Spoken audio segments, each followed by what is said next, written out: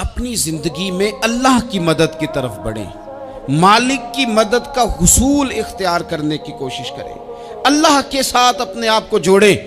اگر اللہ کی مدد نصیب ہو، یہ جو ہم جتنا ڈرتے رہتے ہیں، سہمے رہتے ہیں، پریشان رہتے ہیں کوئی کیا کر دے گا، ہمارے ہاں نا ہر شعبے میں معاذ اللہ ایک مافیا ہے، الا ماشاءاللہ۔ وہ مافیا کہتا ہے میرے ساتھ ملو گے تو میں چلنے دوں گا، ورنہ میں نہیں چلنے دوں گا، مارکیٹ میں آ ہی نہیں سکتا فلانا بندہ، چونکہ یہاں ہمارا قبضہ ہے۔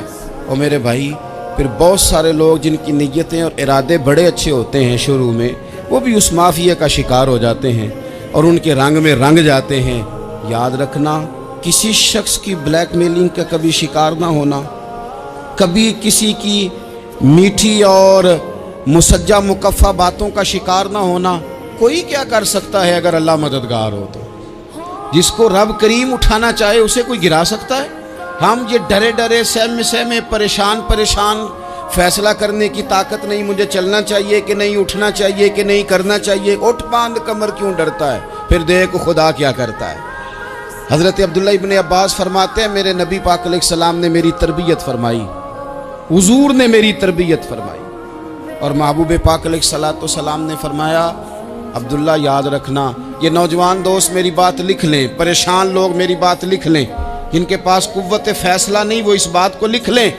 حضرت عبداللہ ابن عباس فرماتے ہیں میرے نبی پاک علیہ السلام نے مجھ سے فرمایا تھا عبداللہ سن، اگر ساری دنیا مل کے تیرا کوئی نفع کرنا چاہے کر نہیں سکتی جب تک میرے رب کی رضا نہ ہو، اور فرمایا ساری دنیا مل کے تیرا کچھ بگاڑنا چاہے تو عبداللہ بگاڑ نہیں سکتی جب تک رب کریم کی حکمت کا تقاضا نہ ہو۔ لوگوں سے ڈرنا، لوگوں کی طرف دیکھنا، ماحول دیکھ کے اپنے راہ کا تعین کرنا، ہر بندے کے خیالات کے مطابق ڈھلنے کی کوشش کرنا، فلانا نہ ناراض ہو جائے، فلانا نہ ناراض ہو جائے، وہ جس نے ہونا ہو جائے، بس رب رسول ناراض نہ ہو۔ اپنی زندگی میں اپنے مالک کو مولا جان کے، بل اللہ مولاکم، اللہ تمہارا مولا ہے، وَهُوَ خَيْرُ النَّاصِرِينَ، وہ بہترین مددگار ہے۔ توجہ جب بھی کریں رب کی جانب کریں، اپنے دل کا قبلہ درست رکھیں، سوچوں کے زاویے سیدھے رکھیں۔ میرے بھائی مالک جب بندوبست کر دے نا، جب مالک بندوبست کر دے پھر ایسا بندوبست کرتا ہے کہ لوگوں کے پاس نا چارہ نہیں رہتا۔ حضرت مریم رضی اللہ تعالی عنہا پاک باز تھیں، مسجد میں رہی تھیں، پر مالک کی حکمت کے تقاضے بڑے عجیب ہیں نا۔ پھر جناب مریم کو اللہ تعالیٰ نے بغیر شوہر کے اولاد عطا کر دی۔ یہ بات ہی ایسی تھی، وہ کسی نے کہا تھا کہ مخلوق تو فنکار ہے اس درجہ کے پل بھر میں سنگے در کعبہ سے بھی اصنام تراشے، تم کون ہو کیا چیز ہے داغ کبابی، لوگوں نے تو مریم پہ بھی الزام تراشے۔ تو لوگوں نے کہا کدھر سے لے آئی بچہ، تیرا باپ تو ایسا نہیں تھا، کہاں سے لے آئی؟ اللہ کرے میں آپ کو سمجھا سکوں، ذرا اپنے آپ کو وہاں کھڑا کریں کہ ایک پاک باز عورت، پاک باپ کی بیٹی، طیب ماں کی بیٹی، اور اللہ کے گھر میں پرورش پانے والی خاتون، ایک وہ وقت اور ایک یہ وقت کہ اس عورت کو کٹہرے میں کھڑا کر کے پوچھا جا رہا ہے کہ معاذ اللہ تیری گود میں بچہ جائز نہیں ہے، کہاں سے لائی ہے؟ اب خود سے صفائیاں بندہ کتنی کو دے، کتنی کو وضاحتیں کرے۔ اور میں نے تو اپنی زندگی میں دیکھا ہے زیادہ وضاحت دینے والے کو بھی لوگ جھوٹا سمجھنے لگ جاتے ہیں، زیادہ وضاحت دینے پر بھی لوگ کمزوری کا اظہار سمجھتے ہیں کہ کمزور پڑ گیا۔ آپ صلح کی کوشش کرتے ہیں، سامنے والا بزدل سمجھ لیتا ہے، زیادہ وضاحتیں بھی کمزور کر دیتی ہیں۔ اب حضرت مریم کو کٹہرے میں کھڑا کر کے کہا بچہ کس کا ہے؟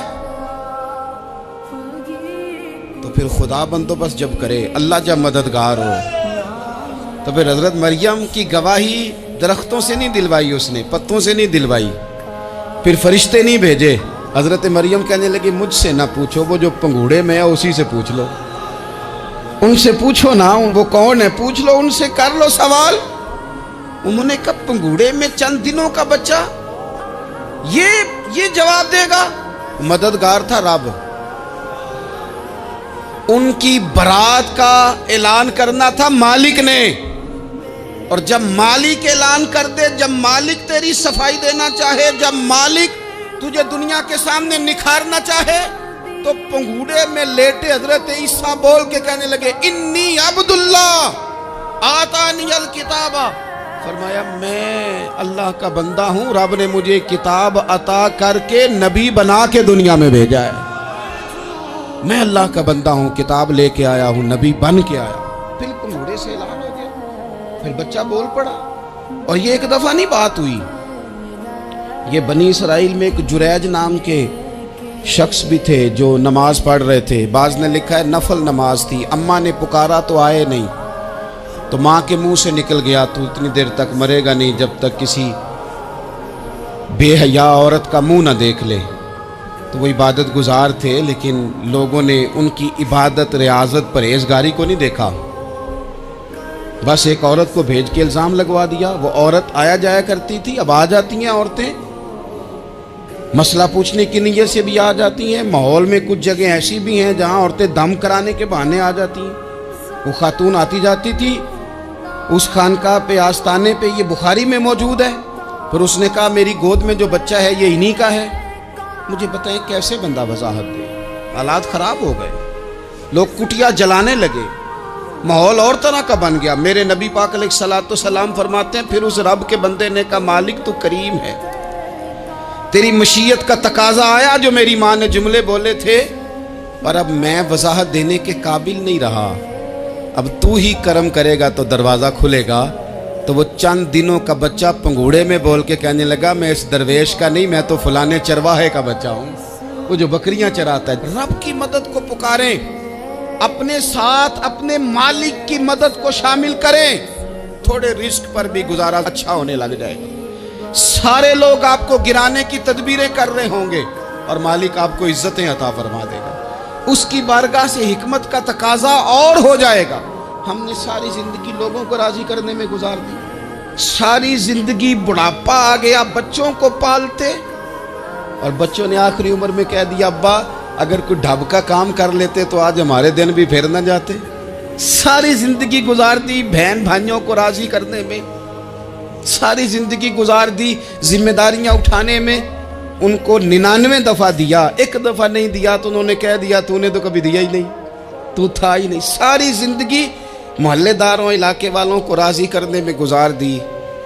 اور میں نے ایسے لوگ بھی دیکھے دین کے لیے وقت گزارا، لیکن جب بڑھاپے میں دانت کام نہ کرتے تھے تو وقت کے مفتیوں کو بھی مسجدوں کی کمیٹیوں نے کہہ دیا اب آپ کی سمجھ نہیں آتی، ہم نے خطیب کو یور رکھنا ہے، نہ دیکھو دنیا کی طرف، دنیا رلا دیتی ہے، نہ راضی کرو بندوں کو، بندے تھکا دیتے ہیں، نہ پیچھے بھاگو ہر وقت دنیا داروں کے، یہ انسان کو کمزور کر دیتے ہیں۔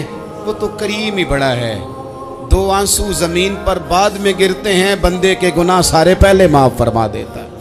اللہ کی مدد کا حصول، اپنے مالک کی مدد کی طرف بڑھنا، آپ کو بدر کی جنگ بھی یہی درس دے گی، آپ کو احد کا میدان بھی یہی سبق دے گا، فتح مکہ بھی یہی سبق دے گا۔ میرے دوستو جب رب مدد فرمائے، جب اللہ مددگار بنے، دوستوں سے ایک بات اکثر کرتا ہوں، میں کہتا ہوں کہ جتنے درد سے آپ امیر کو اپنی کہانی سناتے ہیں نا، اور جس طرح آپ کے آنسو بات کرنے سے پہلے گر جاتے ہیں کہ غریب ہیں، بچیاں ہیں، کاروبار نہیں، او میرے سنگیو، اس سے آدھے آنسو اپنے رب کی بارگاہ میں بکھیرو، اس کے حضور عرض گزار ہو جاؤ، اس سے طلب کرو۔ ایک وقت انسان پر زندگی میں ایسا آتا ہے کہ اسے یوں محسوس ہوتا ہے کہ میرا سایہ بھی ذرا سا پیچھے ہٹ گیا ہے، اسے یوں لگتا ہے کہ میں کسی سہارے پہ ہاتھ ڈالتا ہوں تو وہ بھاگ جاتا ہے مجھ سے، لیکن مالک کی بارگاہ ایسی عظیم بارگاہ ہے، رب رسول کے آستانے اتنے بڑے ہیں کہ آپ جب وہاں کشکول طلب دراز کرتے ہیں تو جھولی پھیلانے میں دیر لگتی ہے، ان کو بھرنے میں تو کوئی دیر نہیں لگتی۔ ہم نے اپنا سوچ کا قبلہ ہی دنیا کو بنا لیا۔ یہ جو اللہ والوں کی مدد ہے یہ تو ہے اللہ ہی کی مدد ہے، لیکن یہ جو سیٹھوں کی طرف توجہ کرنا، نوابوں کی طرف توجہ کرنا، دنیا داروں کی طرف توجہ کرنا، اور اپنا مزاج اس طرح کا بنا لینا، یارو गर्दन को झुका देता है खैरात का पत्थर, जहां में मांगने वालों के सर कभी ऊंचे नहीं होते। और इकबाल कहते हैं गैरत है बड़ी चीज़ जहाने तगो दो में, पहनाती है ये फ़क्र को ताजे सरदारा। मैं अर्ज़ करूँगा कि अपनी आप जब तवज्जो का किबला अल्लाह रसूल को बनाएंगे तो रब फरमाते वयर्ज़ुक़हु मिन हैसु ला यहतसिब, मैं ना तुझे वहाँ से रिस्क दूंगा जहाँ से कभी तेरा गुमान भी नहीं गया होगा। यहाँ से भी मिल सकता है, तूने सोचा भी नहीं होगा। बुखारी शरीफ में हदीस है, हज़रत जाबिर इब्न अब्दुल्लाह फरमाते हैं नबी पाक सल्लल्लाहु अलैहि वसल्लम ने ना 300 लोगों का एक लश्कर रवाना किया किसी मुहिम के लिए, किसी जिहाद के लिए। हज़रत अबू उबैदा बिन जर्राह रदी अल्लाह ताला अन्हु अमीर लश्कर थे। फरमाते गुर्बत इतनी ज़्यादा थी, भूख इतनी ज़्यादा थी कि एक एक खजूर दिन में एक वक्त खाने को मिलती थी, और कुछ दिन ऐसे आए कि अब खजूर भी नहीं मिल रही। फरमाते इतनी ज़्यादा भूख लगी मुजाहिदीन को 300 बंदा पत्ते खा के गुजारा होने लग गया। ये बुखारी में मौजूद है। आप फरमाते कि दरिया के किनारे हमारा पड़ाव था, ठहराव था। जब भूख से निढाल हो गए ना, वयर्ज़ुक़हु मिन हैसु ला यहतसिब, अल्लाह वहाँ से रोज़ी देता है, गुमान भी नहीं होता। फरमाते एक मछली अल्लाह ताला ने दरिया के किनारे भेजी। फरमाते हैं वो थी तो मछली पर पहाड़ जितनी थी। बुखारी में लफ्ज़ हैं, हज़रत जाबिर इब्न अब्दुल्लाह रदी अल्लाह ताला अन्हु फरमाते हैं 300 आदमी 18 दिन तक उस मछली को खाते रहे, मछली ख़त्म ही नहीं हुई। मछलियाँ नहीं, मछली। कहते हैं 18 दिन 300 बंदा खाता रहा, मछली ख़त्म ही नहीं हुई।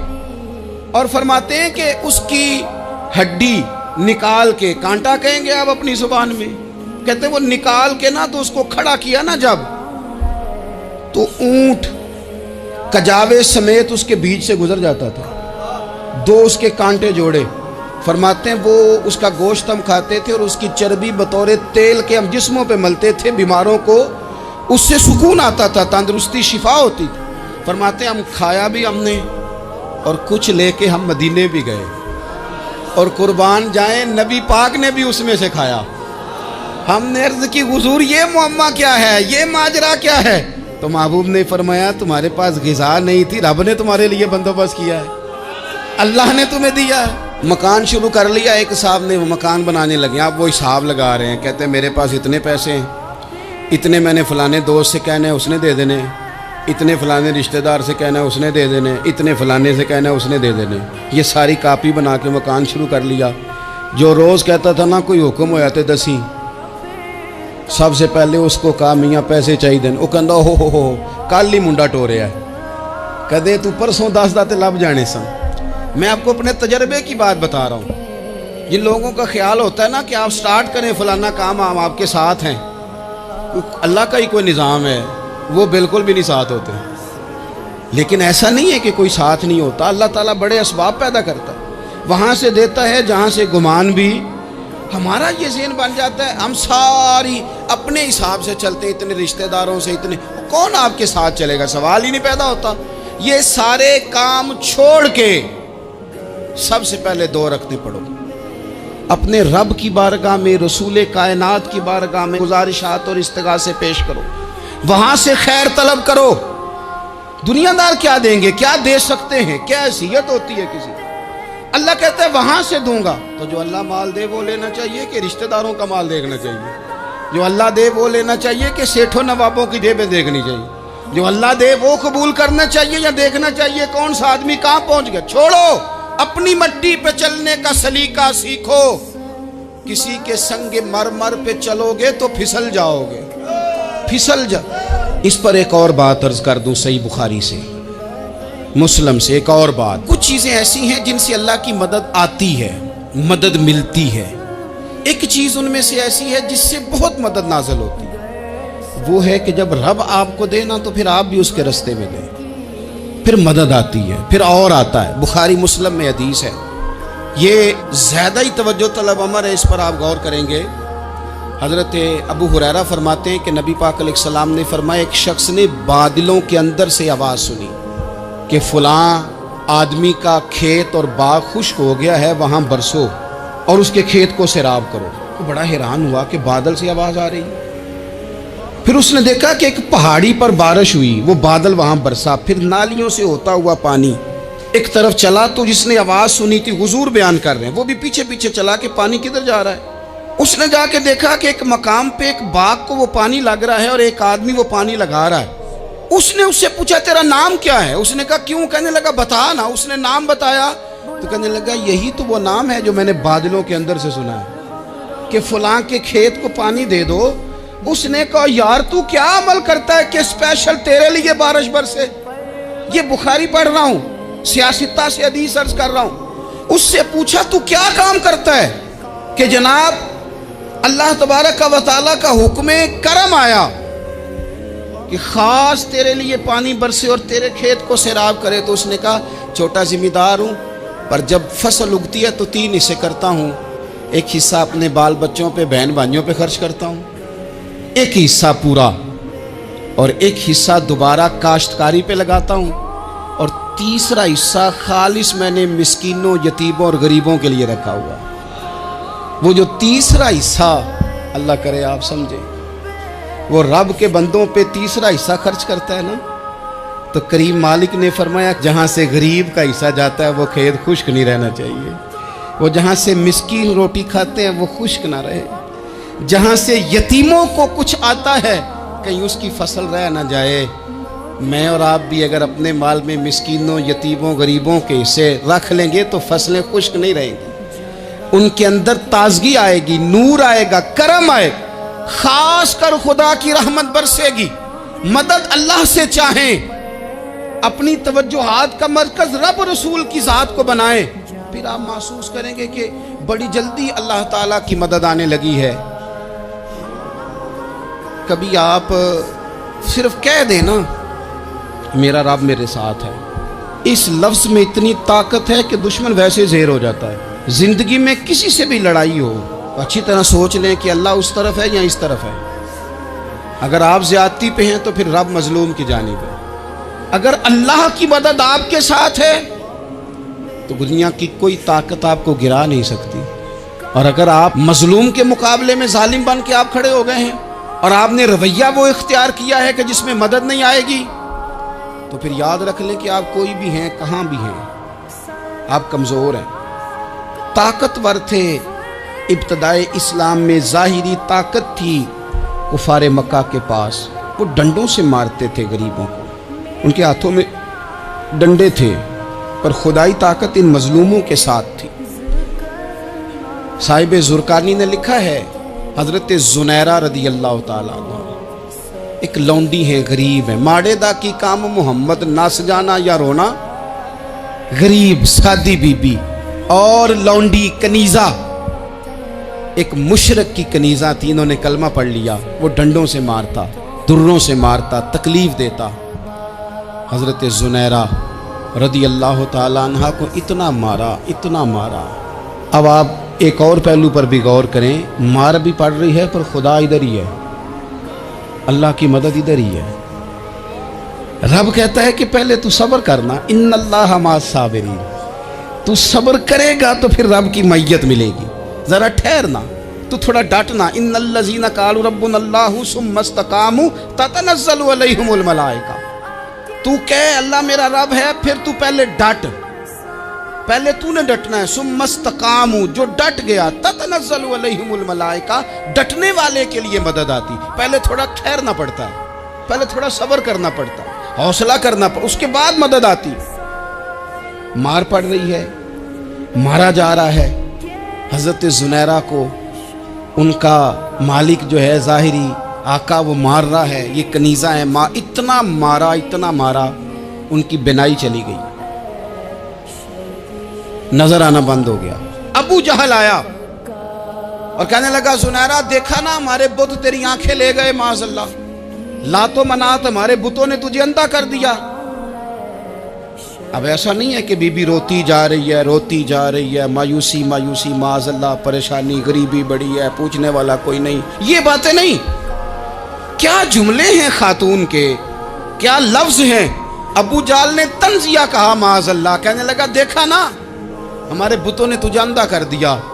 تو تو جناب زنیرہ آنکھوں کی بینائی گئی ہے، رات کو گئی ہے، دکھ ابھی تازہ ہے، لیکن اللہ پہ جو توکل ہے، اپنے مالک سے جو رشتہ ہے وہ اتنا مضبوط ہے، اتنا طاقتور ہے، اس میں اتنی گہرائی ہے کہ حضرت زنیرہ بول کے نا اتنی قوت سے بولی، اتنی طاقت سے بولی کہ پورے کفر پر لرزہ طاری ہو گیا۔ فرمانے لگی تمہارے بتوں کی کیا اوقات ہے کہ وہ میری بینائی لے جائیں، یہ میری رب کی حکمت کا تقاضا ہے۔ جب تک اس نے چاہا زنیرہ دیکھتی رہی، اور جب اس نے چاہا زنیرہ کی آنکھوں کی بینائی چلی گئی، اور اگر وہ چاہے گا نا تو بینائی واپس بھی کر دے گا۔ اگر ہو ذوق یقین پیدا تو کٹ جاتی ہیں زنجیریں، اگر وہ چاہے گا تو بینائی آ بھی جائے گی۔ حضرت زنیرہ نے رات کو یہ لفظ کہے، ابو جہل اور سارے کفار ڈر کے سن کے چلے گئے، آپ اطمینان سے آ کے بستر پہ سوئی۔ جب سویرے اٹھی تو اللہ نے آنکھوں کی روشنی واپس کر دی تھی۔ آنکھوں کی اب چھڑی پکڑی ہے، بازاروں میں گھومتی ہے، کہتی ہیں بلاؤ کدھر ہے تمہارے نات و منات، دیکھو میرے رب نے روشنی واپس کر دی۔ آ کر میرے ساتھ ادھر آ، ستمگر ہنر آزمائے، تو تیر آزما ہم جگر آزمائے۔ بیمار لوگوں یاد رکھو، کہہ دیا ڈاکٹر نے کہ تو بڑا بیمار ہے، تو بڑا کمزور ہے، یہ ہو گیا وہ ہو گیا، تو ڈاکٹر اپنے علم کے مطابق بات کر رہا ہے، ہوگا تو وہ جو میرا رب چاہے گا۔ کمزور ہو جانا، پریشان ہو جانا، تکلیف میں آ جانا، پتہ نہیں بات ہو گئی ہے تو جانے کیا ہو جائے گا۔ اپنی زندگی کے اندر اپنے رب سے رشتہ مضبوط کریں، رسول کائنات سے رشتہ مضبوط کریں، اللہ والوں سے رشتہ مضبوط کریں۔ حضرت زنیرہ نے پیغام دیا کہ زندگی میں جو جینا چاہتے ہیں تو وہ رب کا نام لے کے جی سکتے ہیں، جو اپنی زندگی میں خوشیاں دیکھنا چاہتے ہیں تو رسول اللہ کے نام پر خوشیاں دیکھی جا سکتی ہیں۔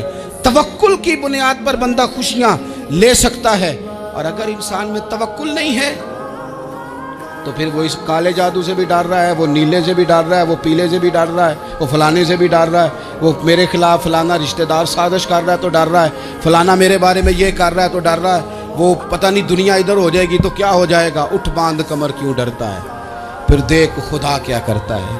تو اس ساری گفتگو کا نچوڑ آپ کو یہ عرض کیا ہے، سب سے پہلے تو یہ کہ میدانوں میں مدد بھی اللہ کی، رزق میں مدد بھی اللہ کی، فصلیں خشک ہوں تو مدد پھر بھی اللہ کرے، تو پھر ساری مدد، اور اگر انسان بیمار ہو تو پھر بھی مدد اللہ کی۔ تو اپنے اللہ کی جانب توجہ کو بڑھائیں، آپ اللہ سے مدد کے سوالی بنیں۔ ترمذی کی ایک حدیث ہے، میں آپ کو زندگی کا تجربہ بتاتا ہوں کہ جب میں بڑا پریشان ہوتا ہوں تو یہ والی روایت کھول لیتا ہوں، مزہ دیتی ہے۔ میرے نبی پاک علیہ السلام نے فرمایا اپنے دکھ سیٹھوں نوابوں کو نہ کہنا، مالداروں کا نہ کہنا، ورنہ اللہ تمہیں کبھی غنی نہیں کرے گا۔ فرمایا اپنے دکھ اپنے رب کی بارگاہ میں عرض کرنا، جلدی کرے یا دیر سے کرے اللہ تمہیں لوگوں سے بے نیاز کر دے گا۔